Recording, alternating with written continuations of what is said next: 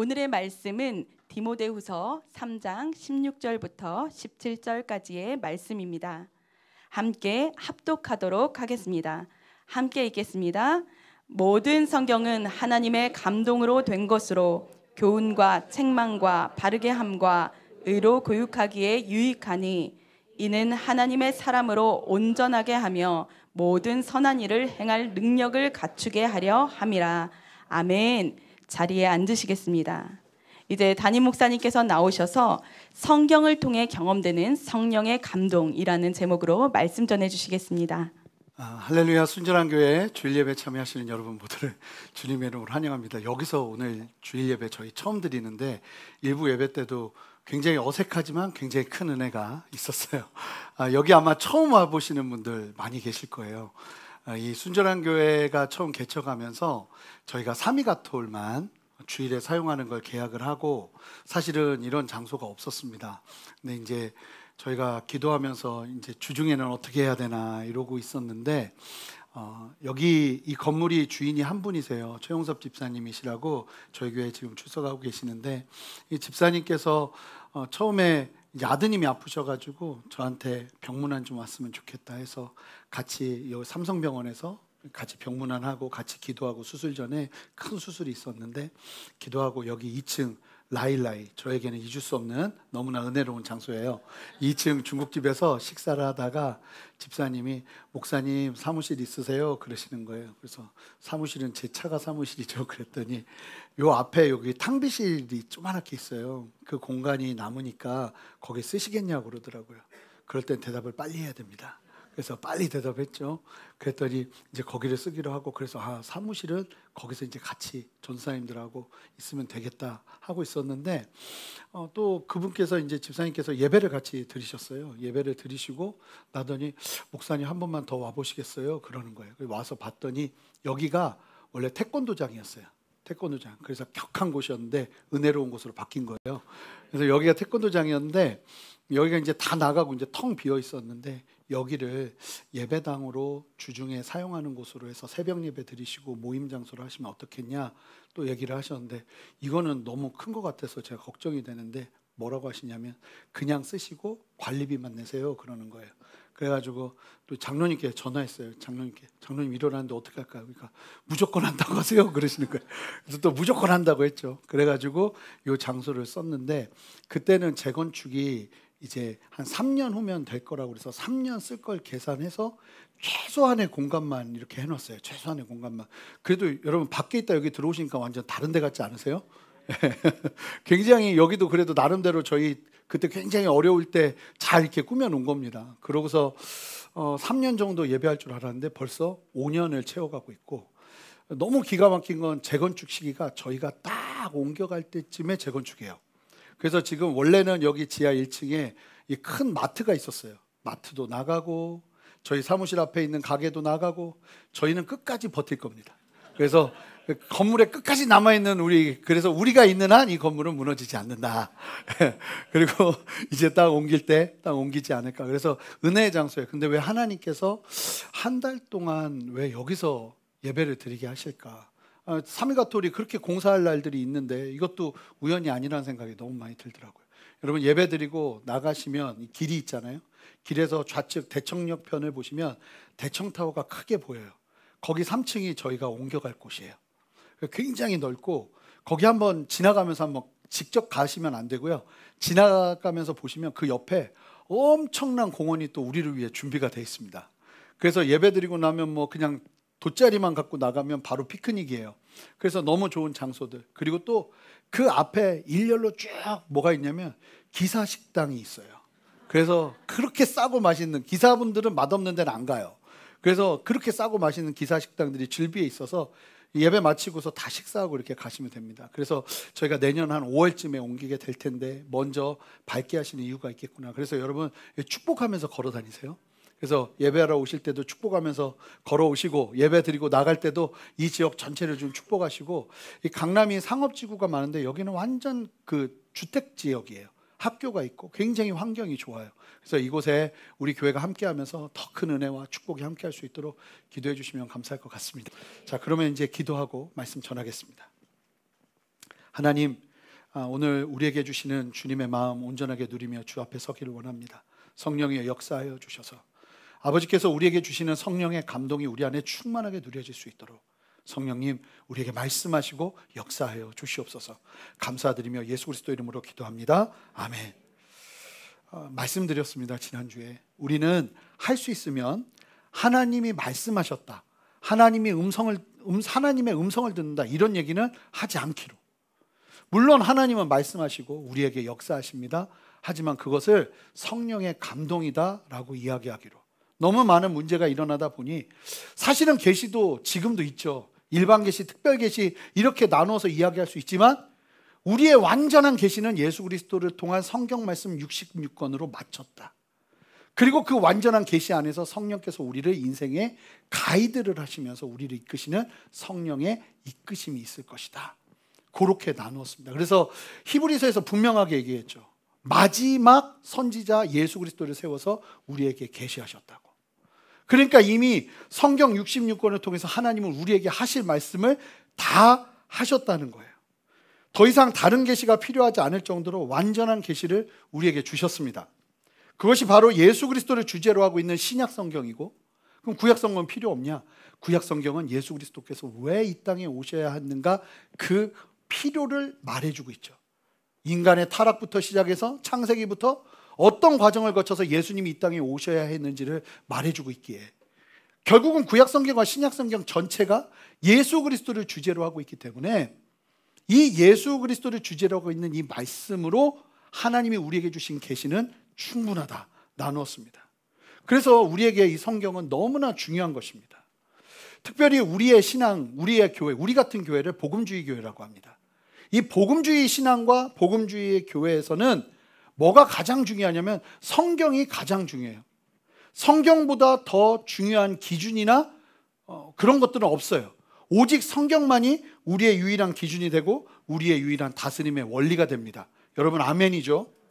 캐톨릭은, 천주교 같은 경우는 이 성경 말씀 말고도 교회의 전통, 그리고 교황이 이제 주교들과 회의를 하면서 결정하는 내용이 이게 교회를 다스린다고 봐요. 그래서 그것의 권위를 굉장히 높이 둡니다. 성경만큼이나 두는 거예요. 그래서 성경에 없는 얘기라 할지라도 교황이 뭐 이야기를 하고 같이 결정을 하면 이 교황이 결정한 내용이 우리가 생각할 때는 성경의 권위만큼이나 권위가 주어지면서 그걸 따라야 되는 게 되어버리는 거죠. 근데 우리는 달라요. 복음주의는 예수 그리스도께서 성경을 통해 주님의 몸된 교회를 다스리신다고 봅니다.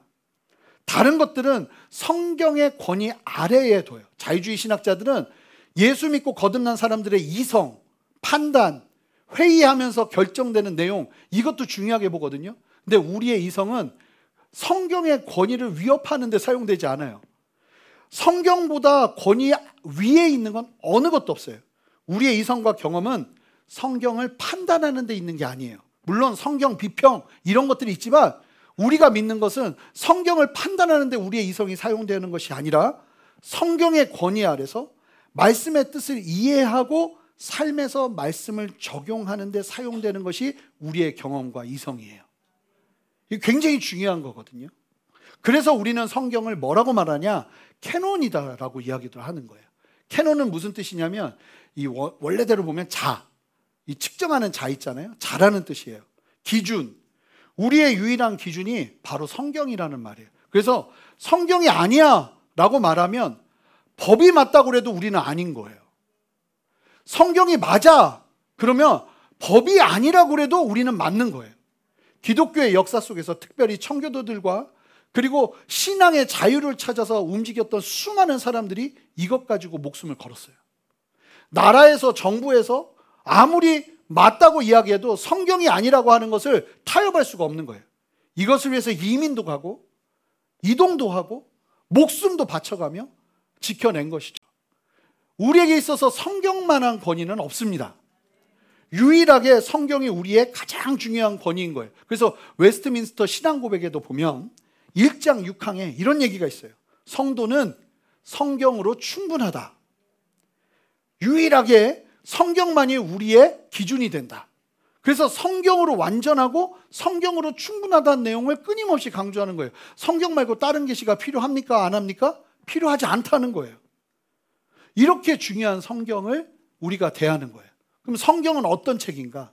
이 성경에 대한 정의가 있어야 되겠잖아요. 성경에 대한 정의를 가장 명확하게 말해주고 있는 말씀이 오늘 보면 디모데후서 3장 16절 17절이에요. 보면 3장 16절 17절은 좀 중요한 것 같아요. 요한복음 3장 16절 17절, 디모데후서 16절, 디모데후서 3장 16절, 이거 외우셔야 돼요. 그래서 목장 모임 때 이 말씀을 저희가 나눠드릴 거예요, 미리. 그래서 이번 주 목장 모임 때는 이 디모데후서 3장 16절 17절을 외운 분들만 문턱을 넘을 수 있는, 그러진 않을 건데, 하여간 외우면 좋겠어요. 이건 꼭 외우면 좋겠어요. 우리 같이 함께 읽어보도록 하겠습니다. 읽습니다. 시작.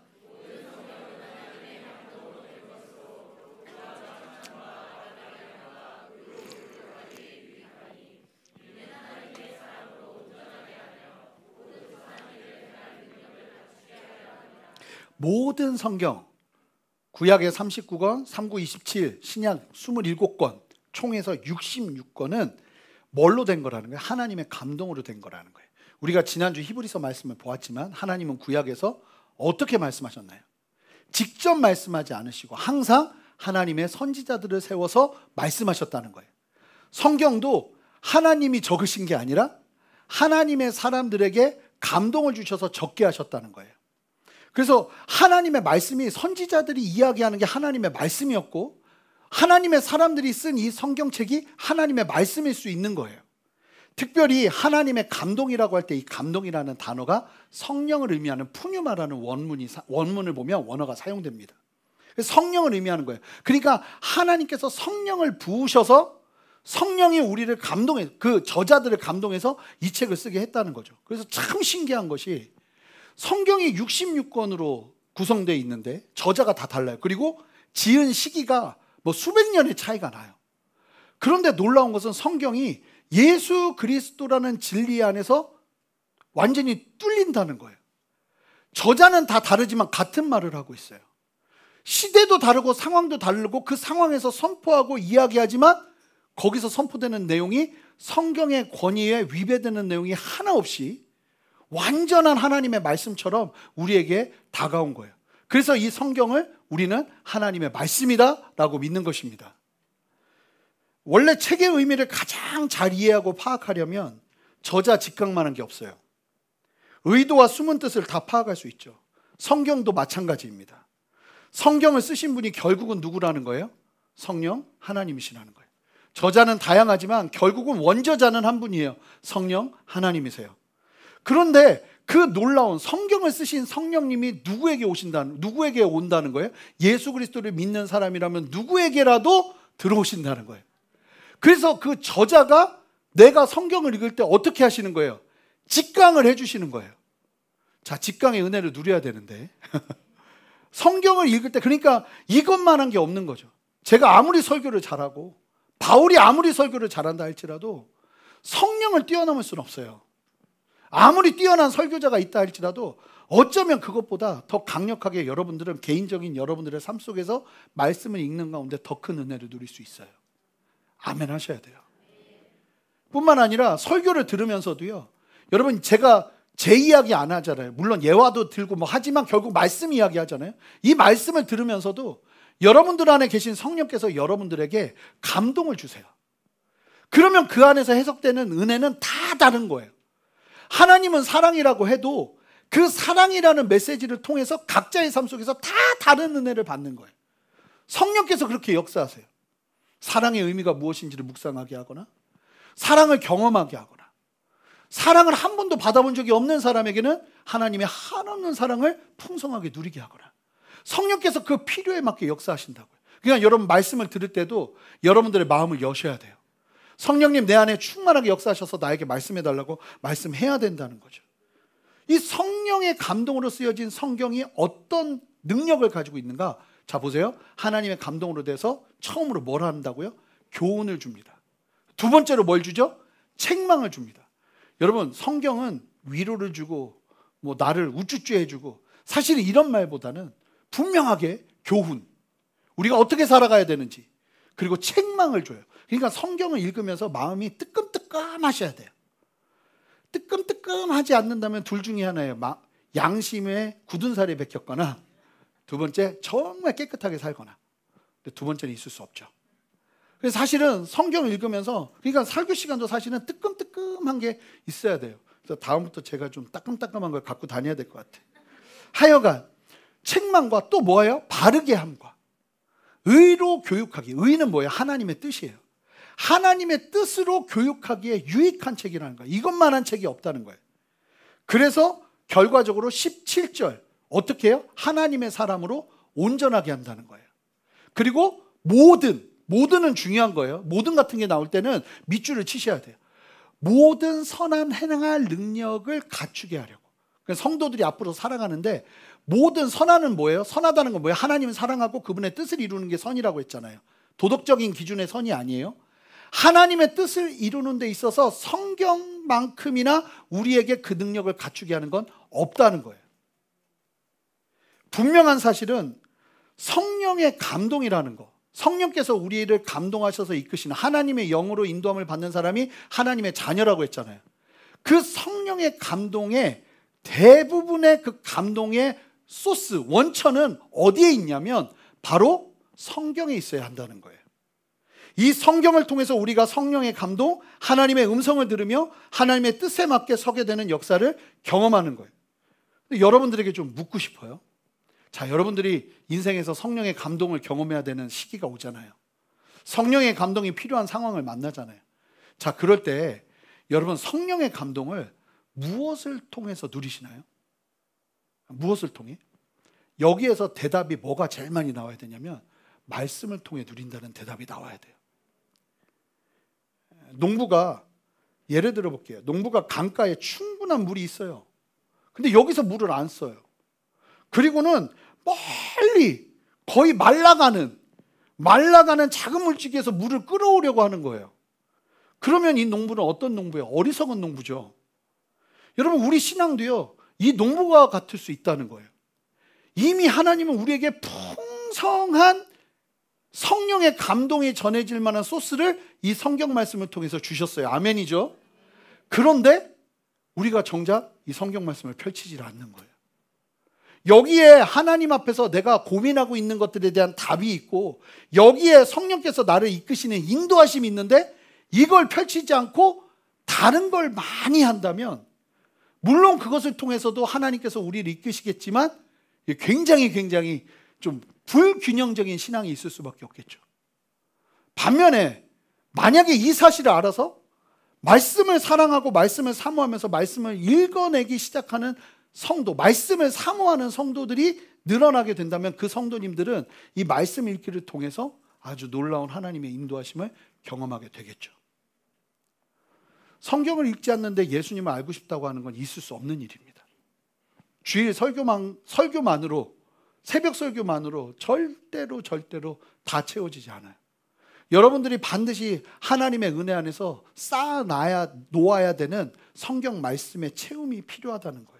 그러니까 우리의 성령의 감동을 따르는 삶에 있어서 가장 중요한 그 성령의 감동을 경험하는 통로는 성경 읽기가 되어야 한다는 거예요.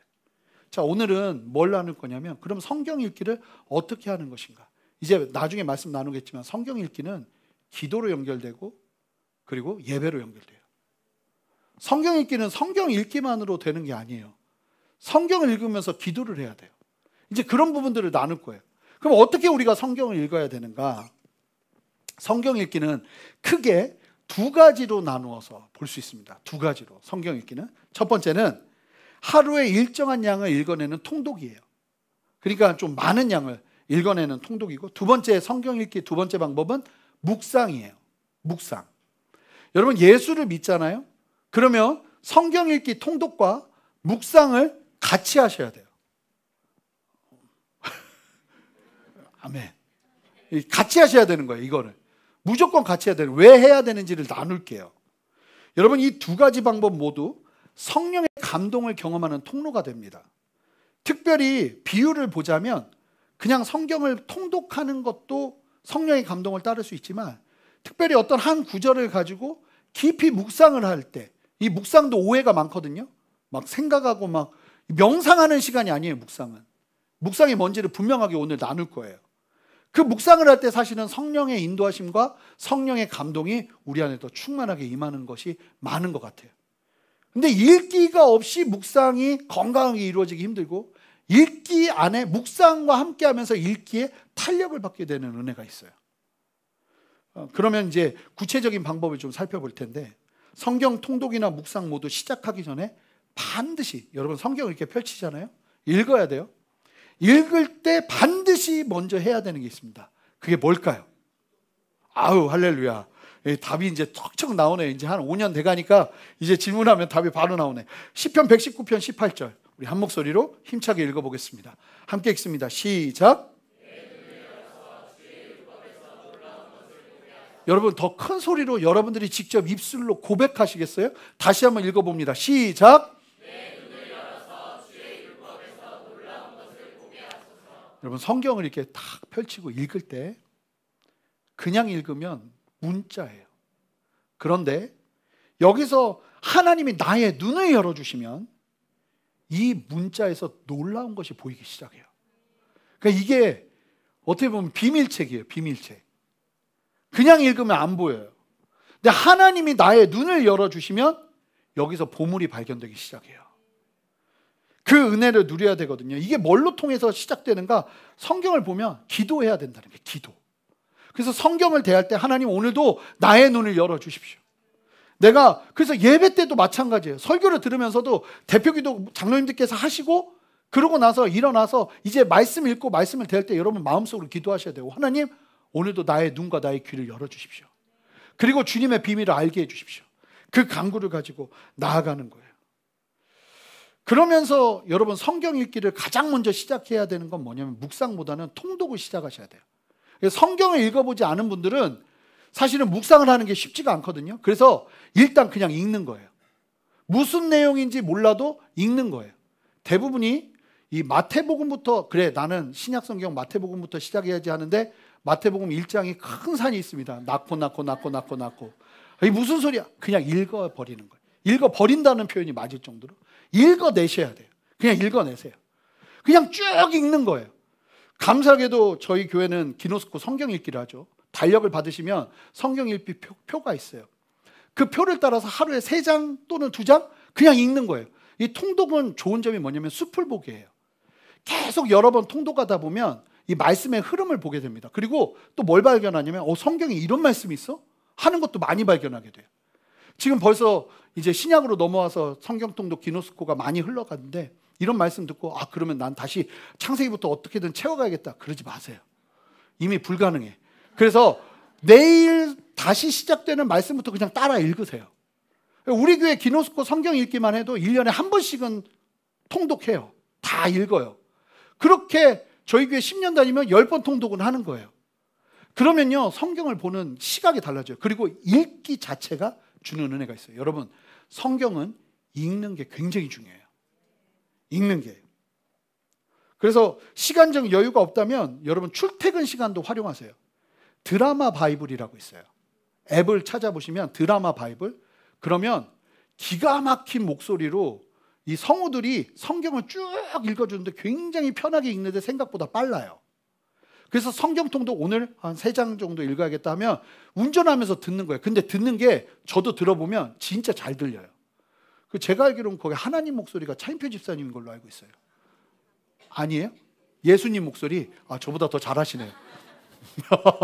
네, 하여간 그래서 막 목소리도 너무 좋으니까 그렇게 출퇴근하면서 귀에다 꽂아놓고 성경을 들으세요. 그것도 읽는 거니까.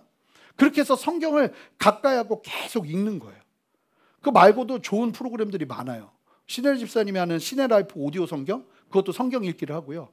그리고 좀 제목이 조금 좀 너무 옛날 같은 느낌인데 막상 들어가서 보면 생각보다 도전이 많이 돼요. 조병호 통박사라는 채널이 있어요.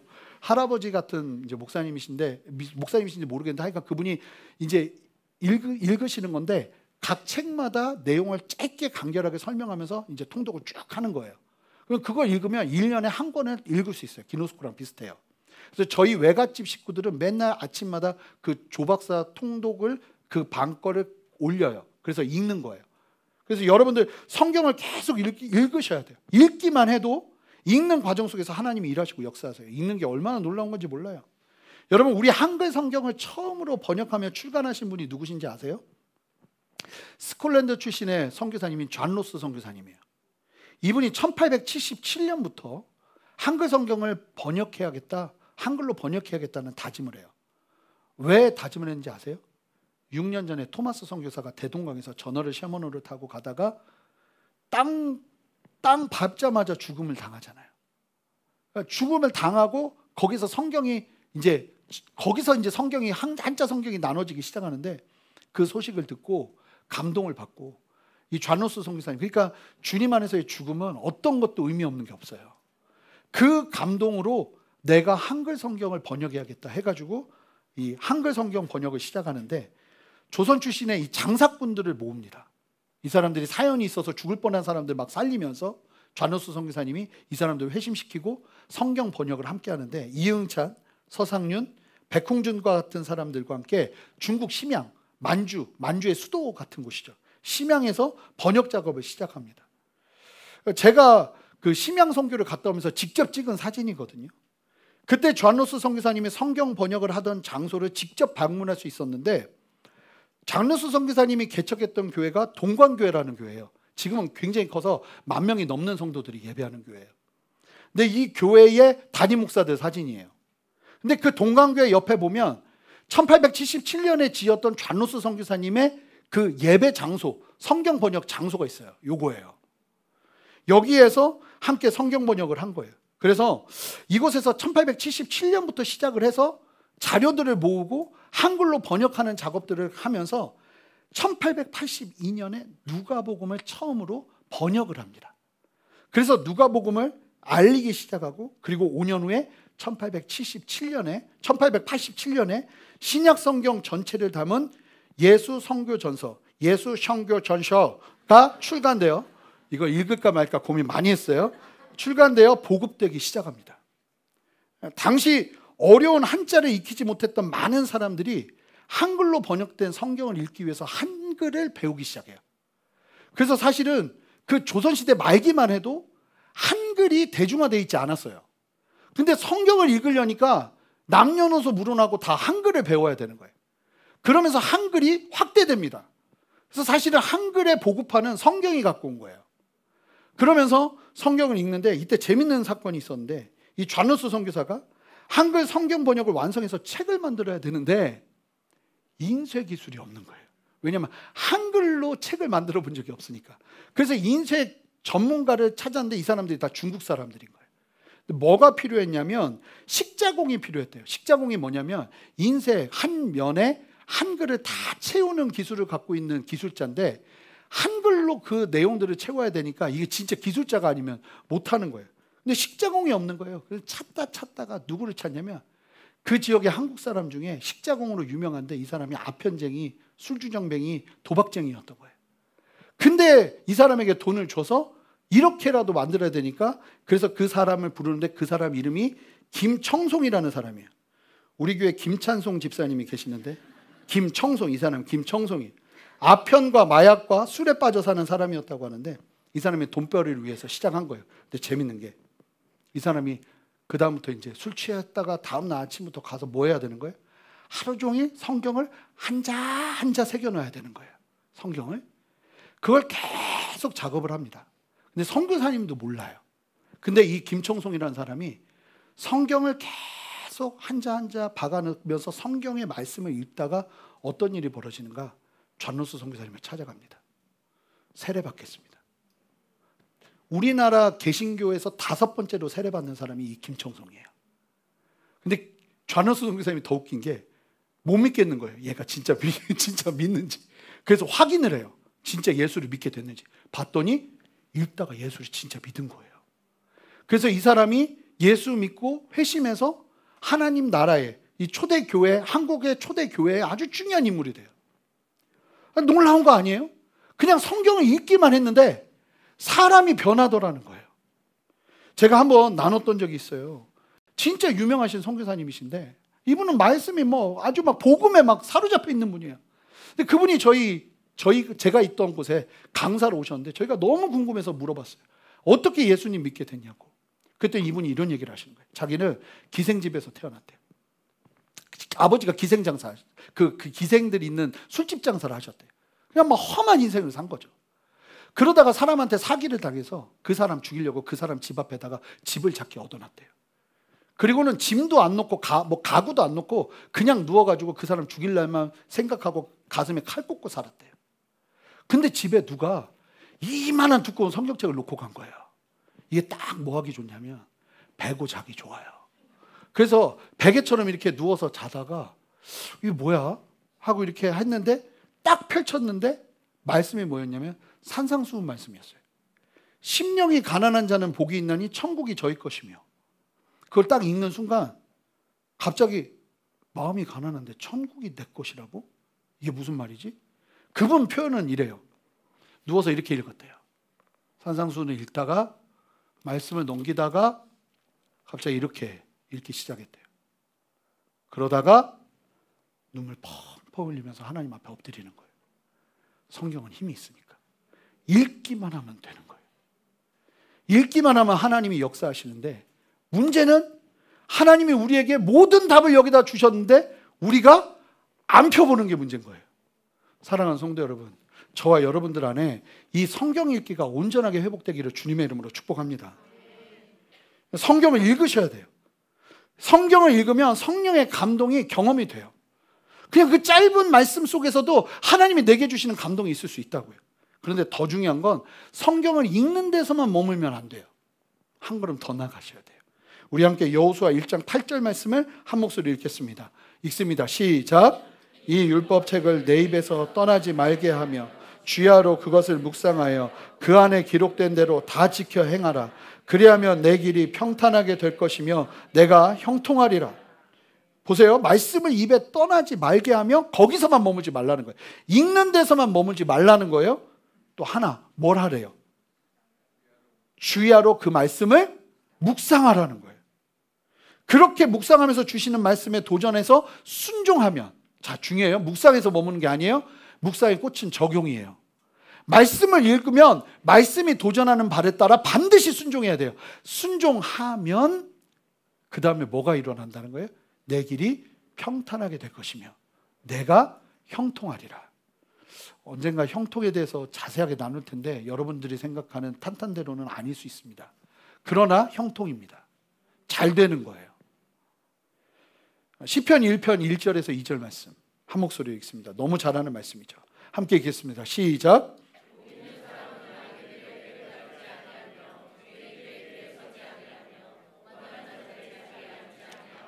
오직 여호와의 율법을 즐거워하여 복 있는 사람은 결국 하나님을 경외하는 사람이에요. 하나님의 사람이에요. 우리로 따지면 예수 믿는 사람이에요. 예수 믿는 사람들은 이것저것 하지 않아요. 오직 하나만 하는 거예요. 이것저것 막 붙들지 않아요. 인생에서. 오직, 자, 2절 말씀 다시 한번 크게 읽어볼까요? 시작. 오직 여호와의 율법을 즐거워하여 그의 율법을 주야로 묵상하는도다. 여러분, 다른 거 없습니다. 하나님의 말씀을 즐거워하고 묵상하는 사람에게 하나님의 복이 함께 한다는 거예요. 분명해요. 예수 믿고 구원받은 우리의 삶에도 말씀을 묵상하는 시간이 반드시 필요해요. 처음엔 묵상이 어렵지만 어느 정도 시간이 지나면 성경 읽기에서 묵상으로 넘어가셔야 돼요. 그런데 자, 여기서 분명하게 할게요. 묵상이 어려우면 안 돼요. 여호수아 1장 8절과 시편 1장 1편 2절 말씀에서 말하는 묵상이라는 단어를 원문으로 보면 하가라는 단어인데, 이 단어는 어떤 뜻이냐면 막 깊이 연구하고 막 자료 찾고 이러는 게 아니에요. 묵상은 한마디로 표현하면 이 하가라는 뜻이 반복해서 읽는 거예요. 반복해서. 읽기에 능력이 온다고 했잖아요. 읽기에 힘이 있어요. 반복해서 계속 읽는 게 묵상이에요. 묵상이 뭐라고요? 반복해서 읽는 거예요. 그래서 이 반복해서 읽으려면 이 범위가 넓으면 안 되겠죠. 그래서 어느 한 구절을 정해서 할 수만 있으면 소리를 내서 읽으면 더 좋고요. 반복해서 계속 읽는 게 묵상인 거예요. 이 묵상은 지성적으로 고민하고 접근하는 시간이 절대 아닙니다. 성령 하나님의 도우심을 요청하며 반복적으로 읽기 시작할 때 이제 중요한 걸 말씀드릴 거예요. 읽기 시작할 때 하나님이 우리에게 이끄시는 성령의 감동이 반드시 있어요. 할 수만 있다면 여러분, 그래서 묵상은 어떻게 범위를 정하는 게 좋은가? 히브리서를 내가 묵상하고 싶다 그러면 저는 뭐 큐티책 이런 것보다 저는 그냥 성경 말씀 가지고 묵상하는 게 가장 좋다고 생각이 들어요. 노트 한 권 가지고 성경을 보는데 좀 자료 화면 보여주시면 성경마다 성경 안에 이렇게 동그라미가 이렇게 펼쳐져 있어요. 동그라미가 이게 내용적인 문단을 나눠준 거예요. 그래서 이게 한 절짜리도 있을 수 있는데 그러면 그 한 절을 묵상하는 거죠. 계속 읽는 거죠. 이 동그라미에 있는 내용들을 오늘 하루 내가 묵상할 말씀으로 정하고 그걸 본문으로 적는 거예요. 그리고 그 다음부터 주구장창 뭘 하기 시작하면 되냐면 반복해서 읽기 시작하면 되는 거예요. 여러분 정말 신기한 게 뭔지 아세요? 제가 이제 설교를 해야 되잖아요. 새벽 설교는 저희가 본문을 안 정하고 강해 설교니까 그냥 그날 나에게 주는 그 본문 가지고 설교를 해야 되잖아요. 근데 그럴 때가 진짜 많아요. 어떨 때가 많냐면 읽는데 저건 무슨 말이지? 깝깝하네. 이럴 때가 진짜 많아요. 그런데 언제나 똑같은데요. 맨 처음엔 그래요. 근데 이 읽기가 반복해서 읽기가 놀라워요. 계속 읽잖아요. 읽다 보면 거기서 하나님이 나에게 주시는 어떤 말씀들이 보이기 시작해요. 안 보이면 어떡하나 싶으신데 한번 해보세요. 반복해서 읽고 그래서 저는 항상 하는 얘기가 있어요. 모든 답은 본문에 있다. 아무리 어려워 보여도 계속 읽다 보면 이게 맨 처음에 큰 산처럼 보이는데요. 넘을 만한 산으로 바뀌어요. 이 반복해서 읽는 게 굉장히 중요한 거예요. 그래서 만약에 충분한 이해 속에서 말씀을 묵상하는 게 또 필요할 수 있잖아요. 그러면 여러분 묵상 범위를 오늘 새벽 설교 말씀의 범위로 정하는 거예요. 그러면 새벽 설교 말씀을 들으면서 그래도 성경을 벗어나서 이야기하지 않으니까 이게 이런 말씀이구나 하는 걸 킵해놓고 너무 말씀에 매이지 말고 그 본문을 그냥 쭉 읽는 거예요. 반복해서. 어느 정도로 반복해서 읽냐면 제가 아는 분은 아침에도 반복해서 한 5번, 6번 읽고 점심에도 읽고 저녁에도 읽고 근데 그런 분들마다 다 똑같이 저도 경험해 보면 하는 말이 뭐냐면 아침에 읽었을 때 받는 감동과 저녁에 읽었을 때 받는 감동이 달라요. 말씀은 반드시 되새김질 돼야 돼요. 반복해서 읽으셔야 돼요. 성경을 반복적으로 읽는 것이 주는 힘이 있어요. 그런데 이 반복해서 읽을 때 몇 가지를 기억하셔야 되는데 2가지 좀 말씀드릴 텐데 여러분 그 반복해서 읽을 때 성령의 감동에 민감하셔야 돼요. 자, 이게 뭐냐면 요한복음 14장 26절을 보세요. 보혜사 곧 아버지께서 내 이름으로 보내신 성령 그가 너희에게 성령 그분이 우리 안에 계시면 모든 것을 가르치고 내가 너희에게 말한 모든 것을 뭐하게? 생각나게 하려. 성령은 뭘 통해서 역사하는가? 우리의 생각으로 역사하는 분이에요. 제가 말씀드리잖아요. 갑자기 기도하는데 귀 속에서 막 소리가 들려. 태재야, 야, 너 그러면 안 된다. 그러면 어떻게 해야 된다고 말씀드렸죠? 병원 가셔야 되는 거예요. 그거는 하나님이 그러실 리가 없을 가능성이 커요. 하나님은 항상 어떻게 우리 안에 역사하시냐면 생각이, 그래서 원수마귀도 생각으로 공격해요. 가룟 유다가 예수님을 팔 생각이 들어가요. 그러니까 생각의 영역이 하나님이 우리와 소통하는 영역인 거예요. 성령께서 주시는 생각이 있는 거예요. 그래서 말씀을 계속 읽다 보면 거기서 보여지는 몇 개의 구절을 가지고 계속 더 집중해서 읽기 시작해요. 그러면서 귀는 열어두는 거예요. 제가 저의 인생에서요, 정말 중요한 결정이 있을 때마다 항상 뭐가 있었냐면 묵상이 있었어요. 묵상을 통해서 인생의 중요한 결정을 얼마나 많이 했는지 몰라요. 제가 예전에 선교단체에서 훈련을 받고 마치고 졸업하고 신학교로 복학을 했어요. 학교를 갔는데 한 2주 다녔는데 진짜 너무 심란하더라고요. 내가 이 학교에 있는 게 맞나 싶은 생각이 너무 많이 드는 거예요. 여러 상황들이. 그리고 내 마음도. 그러고 있는데 그날 아침에 시편 107편 말씀을 묵상하고 있었어요.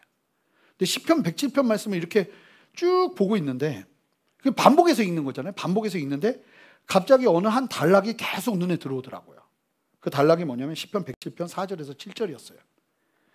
그들이 광야 사막길에서 방황하며 거주할 성읍을 찾지 못하고 줄이고 목이 말라 그들의 영혼이 그들 안에 피곤하였도다. 이에 그들이 근심 중에 여호와께 부르짖음에 그들의 고통에서 건지시고 또 바른 길로 인도하사 거주할 성읍에 이르게 하셨도다. 이 말씀을 계속 읽게 되는 거예요. 근데 갑자기 제 마음속에 어떤 감동처럼, 음성이라고 말하지 않기로 했으니까 성령의 감동이 임하기 시작하는데 이러더라고요. 태재야, 사막에서 거주할 곳을 찾지 못하고 목이 말라 방황하는 사람들을 건지는 곳이 어디였냐? 근데 제가 그 질문이 생각으로 들어오자마자 입술로 고백한 게 홍천이요 그랬어요. 혼자 묵상하다 미친 거죠 이게. 홍천이요 그랬어요. 왜냐하면 저는 홍천에서 그 DTS에서 같이 훈련받으면서 사람들이 그 줄이고 목마른 사람들이 변화되는 걸 봤거든요. 근데 제가 홍천이요 외치는데 또 다른 생각이 들어오더라고요. 거기야. 네가 있어야 될 곳이 거기야. 묵상하면서 하나님이 나에게 주신 감동이 너무나 분명해서 학교를 자퇴했어요. 그리고는 모든 사람들이 반대하는데 하나님이 말씀하셨다고 얘기하지 않았어요. 하나님이 주신 감동이 너무 분명하니까 학교 그만두고 저는 홍천 산골짜기로 간사로 위탁해서 2년 동안 지낸 거예요. 근데 지금 돌아보면 성령의 인도하심이 옳았어요. 왜냐하면 저 그 2년 동안 이 사람이 어떻게 변화되고 심령이 어떻게 변화되고 영혼이 어떻게 변화되는지를 옆에서 섬기면서 영혼을 어떻게 딜링하고 뭐 예를 들면 뭐 귀신 들린 사람 어떻게 쫓아내야 되고 이런 거 신학교에서 못 배우잖아요. 막 상처받은 사람이 어떻게 회복될 수 있고 이런 걸 못 배우잖아요. 근데 그런 걸 거기서 계속 배운 거예요. 거기는 TV도 없고 아무것도 없어서 할 거라고는 그런 거밖에 없어요. 맨날 기도하고 예배하고 막 안 되면 막 하나님 앞에 매달리면서 예배 기름 부음 달라고 막 하나님 앞에 떼쓰고 이러다가 기름 부음 받고 막 이런 은혜들이 있었던 거예요. 그러면서 제가 예배를 배웠어요. 찬양 인도를 배우고. 제가 말씀드렸잖아요. 찬양 인도 제가 하고 나면 간사님들이 저한테 찾아와서 그랬다니까요. 학생이 더 잘하는 것 같다고. 굉장히 힘들어요. 그 말도 안 되는 찬양 인도자였어요. 기타도 못 쳐가지고 막 기타 치고 나면 막 성도들, 막 학생들이 막 이렇게 해요. 왜 그런가 봤더니 제가 기타를 너무 못 치니까 막 흥분해서 치다 보니까 기타줄에 손이 긁혀가지고 피가 막 낭자했던 거예요. 상상이 가세요? 말도 안 되는, 그냥 말도 안 되는 사람이었던 거예요. 근데 하나님이 거기서 저를 예배자로 만드시고 변화시키시더라고요. 묵상 중에 주시는 감동을 절대 무시하지 마세요. 그래서 노트가 필요해요. 말씀을 가지고 묵상하는데 전 그래서 좀 어떻게 보면 이상할 수 있지만 전 도전하고 싶어요. 전 대화해요. 말씀을 읽다가 하나님이 주시는 마음과 감동이 있으면 묻기 시작해요. 하나님 이 말씀이 이러는데 제가 어떻게 해야 될까요? 기도하는 거예요. 기도하는 마음으로. 그러니까 묵상은 반드시 기도와 연결돼요. 기도하는 마음으로 말씀을 대하는 거예요. 하나님이 주시는 생각이나 감동이 있어요. 말씀을 따라서. 말씀과 생뚱맞게 하나님이 이끄시는 게 아니라. 그럼 그 말씀 앞에서 더 깊이 하나님께 묻기 시작하는 거예요. 전 설교 준비하면서도 반은 묵상이에요. 저는 다른 목사님들이 설교한 설교는 제가 게을러서가 아니라 보면 웃기더라고요. 그분이 너무 설교를 재밌게 잘하셔서 그거 하고 싶은 마음이 불같이 일어나는 거예요. 그래서 안 되겠다. 그리고 저는 이제 말씀 가지고 묵상하는 거예요. 하나님께 묻고 우리 성도님들과 어떤 말씀 나눠야 될까요? 그러니까 나만의 결로 말씀을 준비하게 되더라고요. 너무나 많아요. 그러니까 묵상이요, 이 완전히 보한 거예요. 보화. 그러니까 하나님이 도와주시고 함께 하시고, 그래서 묵상을 하면서 3가지 질문은 꼭 하셔야 돼요. 하나님 앞에. 그 말씀 묵상하면서 3가지 질문을 말씀드리면, 자, 첫 번째, 이 말씀은 나에게 무엇을 가르치는가? 오늘 내가 이 묵상하고 여러 번 반복해서 읽는 말씀 속에서 하나님이 나에게 무엇을 가르치시는가? 하나라도 적으세요. 두 번째, 하나님께서 이 말씀을 통해서 나에게 어떤 변화나 행동을 요구하시는가? 하나님이 주시는 도전을 적으세요. 그리고 3번째, 이 말씀을 오늘 내 삶에 어떻게 적용할 것인가? 야고보서 1장 22절 함께 읽어볼까요? 함께 읽습니다. 시작. 너희는 말씀을 행하는 자가 되고 듣기만 하여 자신을 속이는 자가 되지 말라. 여러분, 이게 어려워요, 처음에는. 근데 반드시 묵상하고 행하는 데까지 가야 되는데, 제가 지금도 기억하는데 20대 때 묵상을 너무 하고 싶은데 묵상이 안 되더라고요. 여러 번 읽으면, 저도 이런 설교를 들었어요. 여러 번 읽으면 반드시 보인다. 근데 난 안 보이더라고요. 맨 처음에 묵상을 하는데 그때 묵상 노트가 저희 어머님 집에 있거든요. 보면 한 10개월 동안 본문만 있어요. 본문만. 왜냐하면 읽어도 하나도 안 보이는 거예요. 이게 맨 처음에 한 달 정도 그러고 나니까 당황스럽더라고요. 난 주의 길 가면 안 되나? 이런 생각이 들더라고요. 왜냐하면 성경을 읽는데도 하나님 주시는 감동을 못 찾는데 어떻게 주의 길을 가요? 근데 한 3개월이 지났는데도 아무 일도 일어나지 않으니까 그때부터는 화가 나기 시작하더라고요. 그리고 6개월이 지났는데도 안 보이니까 분노가 일어나기 시작하면서 안 되겠다. 언제까지 내가 일어나 보자 하고 계속 묵상을 했어요. 그리고 10개월 정도가 딱 지났는데요. 참 신기한 게 뭐냐면 그 다음부터 블랭크가 없었어요. 저는. 그 하나님께서 답답하고 어려워도 끝까지 하나님의 말씀을 듣기 위해서 붙잡았던 시간을 신실하게 봐주신 것 같아요. 그 다음부터 말씀을 대하는데 제가 신학을 더 공부해서가 아니에요. 그러니까 성경 읽기는 하나님의 역사예요. 성령께서 주시는 은혜가 있기 시작하니까 말씀을 읽는데 딱 그 순간이 지나고 난 다음부터 성경을 읽는데 말씀 속에서 툭툭 튀어나오더라고요. 그러면서 아 이거구나, 이 말씀이구나, 여기서 말하는 게 이런 거구나, 이걸 보기 시작하는 거예요. 성경적인 지식은 2차적인 목적이고요. 무엇보다 여러분 묵상을 통해서 하나님의 감동을 누리면 되는 거예요. 그래서 이 감동을 누리기 시작하면 말씀 외에 다른 길이 없어요. 그러니까 놓치질 않는 거예요. 이런 고백이 함께하기 시작하는 거예요. 시편 42편 1절 함께 읽습니다. 시작. 하나님이여 사슴이 시냇물을 찾기에 갈급한 같이 내 영혼이 주를 찾기에 갈급하나이다. 사슴이 시냇물을 찾기에 갈급한 같이 오늘도 이 물을 안 먹으면 나는 죽는 거예요. 이 제대로 하나님을 만나는 길이 말씀 안에서 펼쳐지기 시작하면 이 목마름으로 나가는 역사가 반드시 우리의 삶 가운데 일어날 줄 믿습니다. 근데 여러분 이 말씀 없어도 잘 사시잖아요. 많은 경우 성경 읽지 않아도 내 삶에 큰 문제가 없는 것처럼 보이잖아요. 그죠? 근데 여러분 잘 보세요. 그렇지 않아요. 사실은 내 삶에 일어나는 많은 문제와 원인은 하나님이 여호수아를 통해서 말씀하셨던 너희들이 내 말을 주야로 하나님의 말씀을 입에서 떠나지 말게 하고 그 말씀을 묵상하여 지키고 순종할 때 하나님이 함께 하신다는 약속의 말씀, 이 말씀을 놓침으로 말미암아 우리가 누리는 손해가 얼마나 많은지 몰라요. 누린다고 말하면 안 되죠. 여러분 회복하셔야 돼요. 여러분 예수 믿으면 반드시 두 가지, 첫 번째 성경 읽기 찾으셔야 됩니다. 붙잡으셔야 됩니다. 그리고 두 번째 묵상하는 거 붙잡으셔야 돼요. 근데 이게 의무가 되면 세상 불쌍한 거예요. 만약에 제 아내가 저를 만나는데 의무감으로 만나는 게 보였으면 전 제 아내랑 결혼 안 했을 거예요. 그렇게 저 만나는 걸 좋아하시더라고요. 저도 그랬죠. 그러니까 사랑하는 거죠. 하나님의 말씀을 대하는데 의무감과 할 수 없는 책임감으로 아유 이거 안 하면 어떡해 이러면서 하는 게 아니라 진짜 목마른 사슴이 시냇물을 찾는 것처럼 여기에 보물이 있으니까 이걸 바라보는 나의 마음, 하나님 오늘도 나에게 성령의 감동으로 역사해 주십시오. 사실은 이 묵상 속에서 여러분들의 길을 발견하고 여러분들의 걸음을 정하고 여러분들의 걸음 속에서 분명한 하나님의 뜻을 발견하는 역사가 일어나야 돼요. 그게 이루어지기 시작하면 풍성한 하나님의 기름 부심이 하나님의 성령 하나님의 인도하심이 우리와 함께하는 거예요. 여러분 아세요? 5만 번의 기도 응답을 받은 조지 밀러가 어떤 기도를 했는지 아십니까? 조지 밀러는 말씀 기도를 한 사람으로 유명합니다. 말씀을 읽다가 받는 은혜가 있으면 이 말씀을 가지고 기도하기 시작하는 거예요. 하나님 복 있는 사람에게는 주야로 그의 말씀을 묵상하면 복이 있다 말씀하셨는데 내가 그 말씀 묵상하겠사오니 나에게 복을 주시옵소서. 그렇게 기도하기 시작할 때 하나님이 응답하시는 거예요. 5만 번이 넘는 응답을 받으면서 기도의 사람이 될 수 있었던 거예요. 유명해요. 조지 휘필드라고 영국의 유명한 설교자, 위대한 설교자라고 부르는 이 조지 휘필드도 마찬가지예요. 말씀을 읽으면서 그 말씀을 기도가 되게 한 거죠.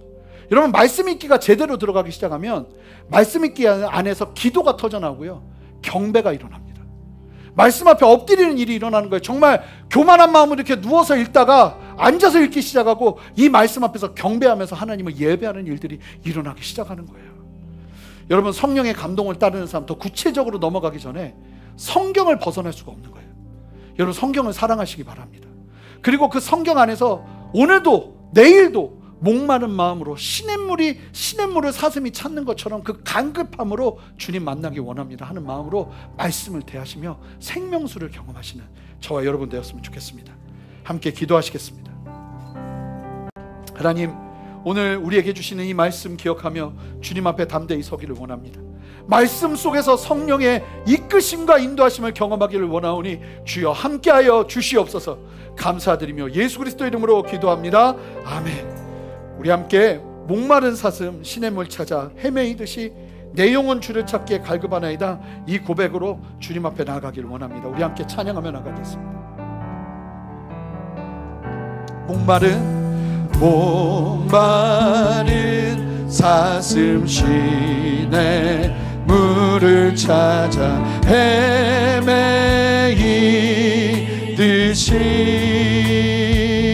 내 영혼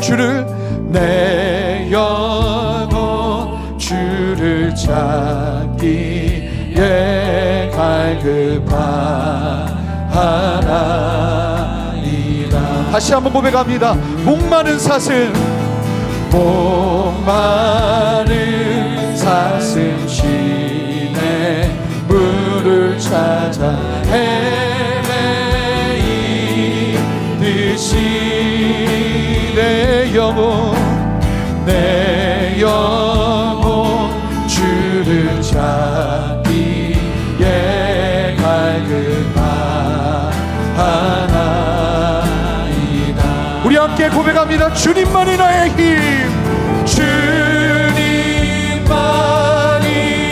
나의 힘, 나의 방패, 나의 참소망, 나의 몸 정성 담아 쳐서 주님여. 여러분, 우리의 두 손을 가슴에 대고 주님 앞에 고백합시다. 금보다 귀한 나의 주님,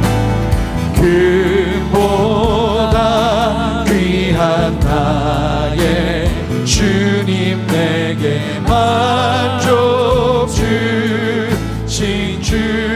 고백합니다. 당신만이 나의 기쁨 또한 나의 참 고백. 우리의 두 손을 높이 들고 주님을 의지합시다. 주님만이 나의 힘, 나의 방패, 나의 참소망, 나의 몸 정성 다 바쳐서, 나의 몸 정성 다 바쳐서 주님 예배합니다. 우리 고백합니다. 나 무엇과도 주님을 바꾸지 않으리. 다른 어떤 은혜 구하지 않으리. 오직 주님만이 내 삶의 도움이시니 주의 얼굴 보기 원합니다. 우리 함께 고백합니다. 주님 사랑의 욕망과 욕망과 정성 다해 하나님의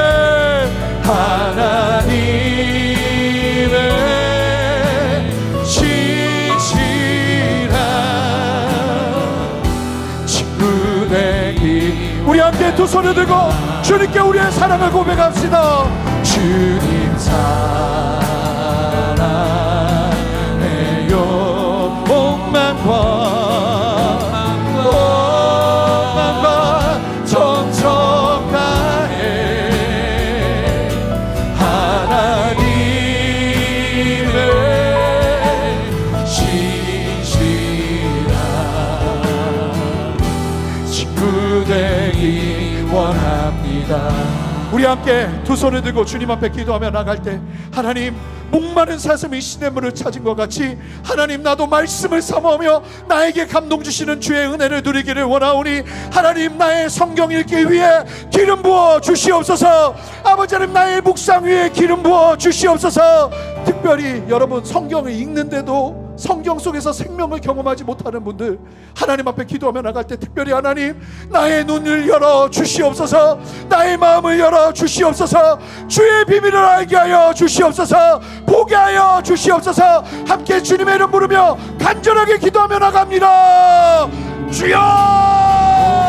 하나님 역사하여 주시옵소서. 하나님이 역사하시고 함께하여 주셔서 한 심령 한 심령이 목마른 사슴이 시냇물을 찾은 것 같이 하나님을 바라보며 나갈 때 하나님 안에서 생명을 경험할 수 있도록 주여 역사하여 주시옵소서. 함께하여 주시옵소서. 주님의 마음 보기를 원합니다. 아버지의 마음을 보기를 원합니다. 성령이 깨워주시고 보게 하시고 알게 하시고 아버지 누리게 하여 주시옵소서. 더 분명한 아버지의 역사하심을 보게 하여 주시옵소서. 더 분명한 하나님의 기름 부으심을 경험하게 하여 주시옵소서. 아버지 하나님의 무대 위에 서게 하시고 하나님의 마음을 가지고 나아가게 하시고 하나님의 뜻으로 믿음으로 담대히 서며 나갈 수 있는 은혜를 허락하여 주시기를 원하오니 주여 역사하시고 함께 하시기를 원합니다. 주님 은혜 베풀어 주시옵소서. 함께하여 주시옵소서. 주님 역사하여 주시옵소서. 다른 데서 찾지 않겠습니다. 아버지는 성경 읽기를 통해 하나님의 은혜를 누리겠습니다. 하나님이 역사하시고 인도하여 주셔서 생명의 시간이 되도록 주님의 역사하여 주시옵소서. 하나님 말씀을 읽는 가운데 아버지 하나님 기름 부으심을 더하여 주시옵소서. 생각 가운데 아버지 나의 세계관 가운데 아버지 말씀하시는 아버지의 놀라운 인도하심을 보기를 원합니다. 주여 역사하여 주시옵소서. 특별히 기도하기를 원하는데 여러분들 안에 중요한 결정들, 성령의 인도하심이 너무나 필요한 분들이 계실 거예요. 여러분 그런 분들 함께 눈을 감고 그런 분들 두 손을 드시기 바랍니다. 하나님, 내가 말씀 속에서 성령의 인도하심을 경험하기를 원합니다. 하나님, 나의 인생 가운데 말씀을 찾아 성경을 펼치며 그 말씀 안에서 성령의 인도하심을 보기를 원하고 아버지 나의 귀가 들리기를 원하고 나의 마음이 들리기를 원하고 나의 생각이 들리기를 원하오니 하나님 나에게 감동으로 역사하여 주시옵소서. 말씀 앞으로 달려가겠습니다. 하나님 나를 이끌어 주시옵소서. 성령이여 역사하여 주시옵소서. 그렇게 우리 한 목소리로 기도하며 나가겠습니다. 함께 기도하겠습니다. 기도합니다. 주님 역사하여 주시옵소서. 하나님 말씀하여 주시옵소서. 한 사람 한 사람 두 손을 들고 기도하는 한 심령 한 심령 가운데 하나님의 기름 부으심과 하나님의 역사하심으로 인도하여 주시기를 원합니다. 성령이여 이끌어 주시옵소서. 성령이여 역사하여 주시옵소서.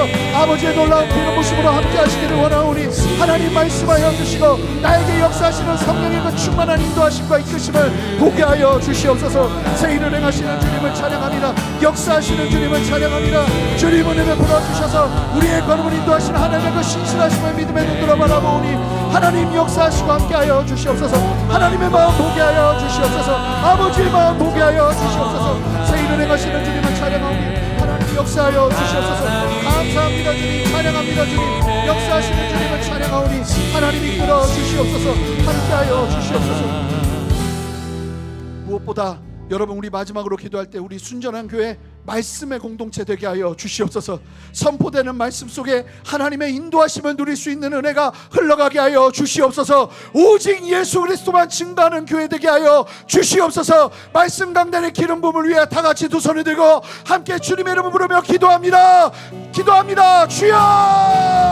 주님 역사하시는 주님을 찬양하오니 하나님 역사하여 주셔서 아버지 우리 순전한 교회 말씀 강단 위에 더욱더 놀랍게 기름 부어 주시옵소서. 하나님 함께하여 주시옵소서. 하나님 이끌어 주시옵소서. 아버지 붙들어 주시옵소서. 하나님 역사하여 주시옵소서. 하나님의 마음과 하나님의 뜻을 가지고 믿음으로 담대히 나갈 수 있도록 주여 이끌어 주시옵소서. 함께하신 주님을 찬양합니다. 주님 역사하여 주시옵소서. 하나님 우리의 걸음 가운데 말씀이 선명하게 선포되게 하시고 순전한 교회의 걸음 가운데 아버지 말씀 속에 역사하신 하나님의 신실함을 볼 수 있도록 주여 역사하여 주시옵소서.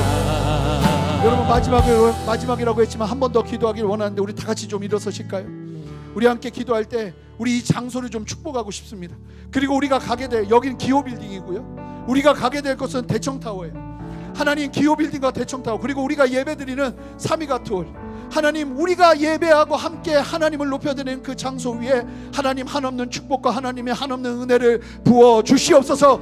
우리가 가는 곳마다 아버지의 은혜가 흘러가는 역사를 허락하여 주시옵소서. 이 귀한 장소 축복하며 나가오니 하나님은 복의 복을 더하시는 아버지의 은혜를 보게 하여 주시옵소서. 함께 주님께 올려드리며 이 장소를 축복하고 대청타워를 축복하고 하나님 앞에 삼위가토를 축복하면서 우리 장소적인 축복을 하나님께 올려드리며 기도합시다. 함께 기도합니다. 기도하겠습니다. 하나님이 역사하시는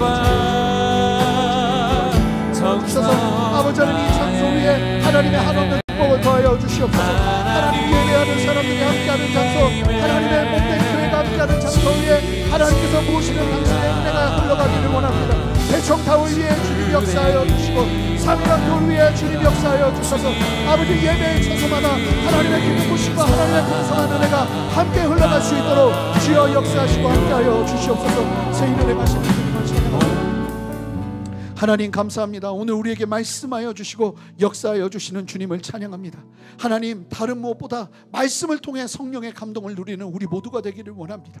성경 읽기를 포기하지 않게 하여 주시고 말씀을 묵상하며 하나님의 생명을 경험하며 성령의 이끄심을 경험하는 우리 모두가 될 수 있도록 주여 역사하여 주시옵소서. 특별히 반복하여 읽는 그 읽기 가운데 성령님 개입하시고 간섭하셔서 놀라운 하나님의 역사하심과 하나님 눈을 열어 하나님의 비밀을 알게 하시는 하나님의 생명을 보게 하여 주시옵소서. 그렇게 놀랍게 기름 부으실 하나님을 찬양하고 감사드리며 예수 그리스도 이름으로 기도합니다. 아멘.